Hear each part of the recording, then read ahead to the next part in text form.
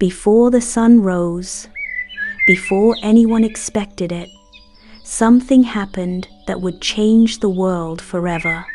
Parents, tonight's gentle story helps children understand the greatest hope ever given, the promise that God's love never ends. Stay with us and subscribe to SparrowSprout Bible Stories for peaceful, faith-filled bedtime moments. The city was quiet.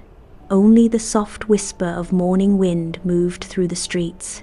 Just days earlier, Jesus had shared a special meal with his friends. They had laughed together. They had listened closely as he spoke about love. "Remember me," he had said gently. But that night had led to a garden, and the garden had led to a cross. And now, everything felt still. A large stone sealed the tomb. God stood watch. The disciples hid behind closed doors, unsure what would happen next. Have you ever waited for something, not knowing what morning would bring? Very early, while the sky was still pale and quiet, Mary Magdalene walked toward the tomb. Her steps were slow. Her heart felt heavy. "I just want to be near him," she whispered. Along the path, the air felt cool. Birds had not yet begun their morning song, but suddenly, the ground trembled. A deep rumble rolled beneath her feet. She stopped. What was that? Up ahead, something was different. The stone, the huge stone, was no longer in place. Her heart began to race. She ran closer. The tomb was open. Inside, it was empty. Cloths lay folded, but Jesus was not there. Mary gasped, "Where is he?" Then a gentle voice spoke behind her. "Why are you crying?" She turned, tears in her eyes. "They have taken my Lord," she said softly, "and I don't know where they have put him." The voice spoke again, tender and familiar. "Mary," she looked carefully. Her eyes widened. "Teacher," she cried. It was Jesus, alive. Warm sunlight seemed to glow around him. Joy rushed into her heart like a river breaking through a dam. "Go tell the others," he said kindly. "Tell them the good news." Mary ran through the streets, breathless with excitement. "He's alive," she called. "He is risen." Meanwhile, the disciples sat quietly together. The room felt heavy with memories. A soft knock sounded. They looked at one another. "Who is it?" someone whispered. Mary entered, eyes shining. "The tomb is empty," she said. "I saw him." They stared in disbelief. "Could it be true?" one asked. Peter stood quickly. "We must see," he said. He and John ran through the narrow streets. Their feet pounded against the ground. They reached the tomb. They looked inside, empty. Just as Mary had said, hope flickered small, but growing. Later that day, two followers walked along a dusty road. They spoke quietly. "We thought he would save us," one said. A stranger joined them.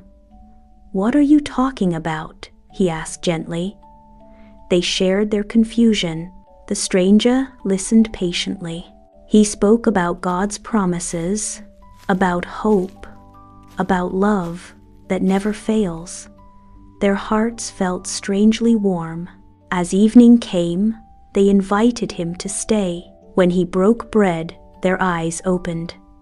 "It's you," they said in amazement. Jesus smiled, and then he was gone. They hurried back with excitement. That night, the disciples gathered again. Doors were closed. Fear still lingered. Suddenly, Jesus stood among them. Peace filled the room. "Peace be with you," he said. They gasped. "It's really you," one whispered. He showed them his hands. Joy replaced fear. Hope filled every corner of the room. They laughed and cried at the same time, but Thomas was not there. When they told him, he shook his head gently. "I want to believe," he said, "but I need to see." Days later, Jesus came again. "Thomas," he said kindly, "come and see." Thomas looked, and his face softened with wonder. "My Lord," he whispered. Jesus smiled warmly. "Blessed are those who believe." Have you ever believed something wonderful even before seeing it?